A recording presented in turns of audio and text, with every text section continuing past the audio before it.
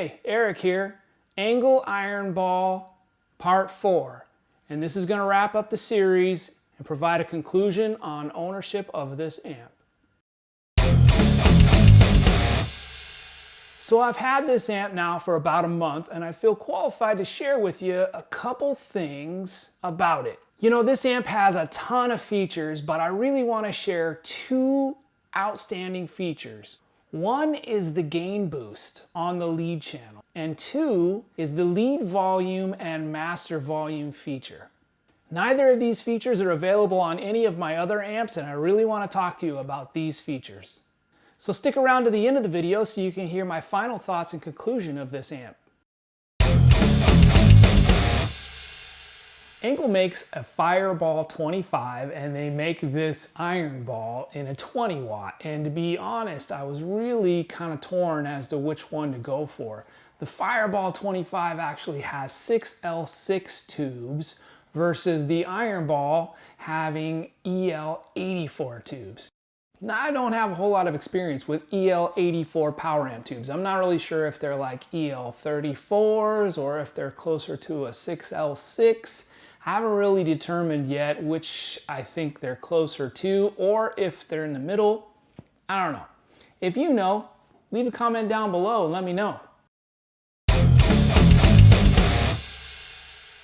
So hey, real quick, I want to talk about this gain boost, because with the gain boost turned on, the amp totally, in my opinion, totally transforms into a new beast. And I don't know how to describe it. It's not really like using a clean boost, because it does more to it, to my ear anyways. It changes the EQ, and in my opinion, that's where some of the magic happens with this thing.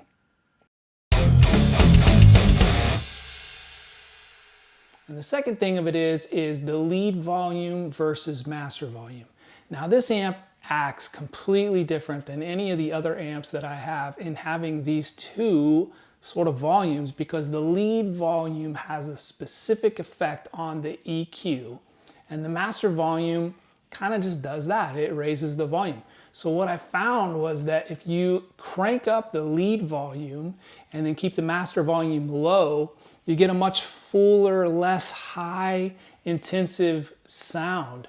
And if you take the lead volume and turn it down and crank up the master, it does the opposite effect. It tends to give you a little more highs and a little more bite.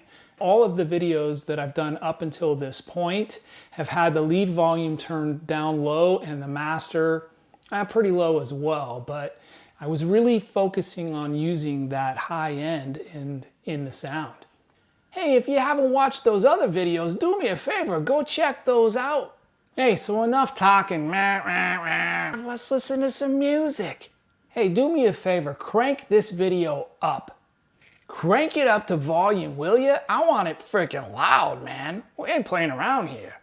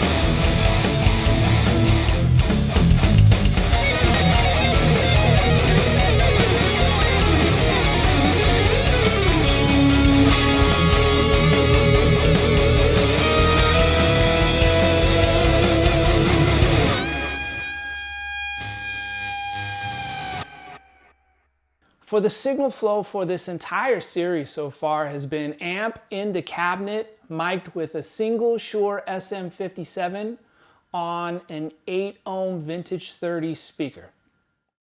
All right, conclusion, ownership, 1 month. I like what the guys at ENGL have done with this particular amp. I applaud their efforts for the future. Should I have gone with the Fireball?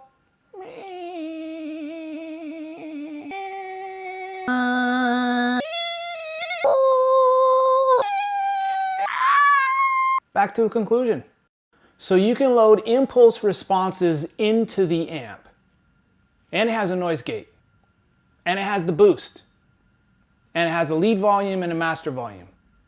To me, I think that's pretty cool. I like that technology. I really dig it. You know, I wasn't sure that a 20 watt amp was really going to fit the bill, considering I have higher output amps. And I really wasn't sure how it was really going to stack up against the rest, which reminds me, I think there needs to be a comparison video, don't you? Let me know what you think about that. I like what the guys at ENGL have done with this particular amp. I applaud their efforts for the future. A 100 watt version of this thing? Let me know what you think. So you know the drill. Like, subscribe, and ring that bell so you get notified on the next video coming your way.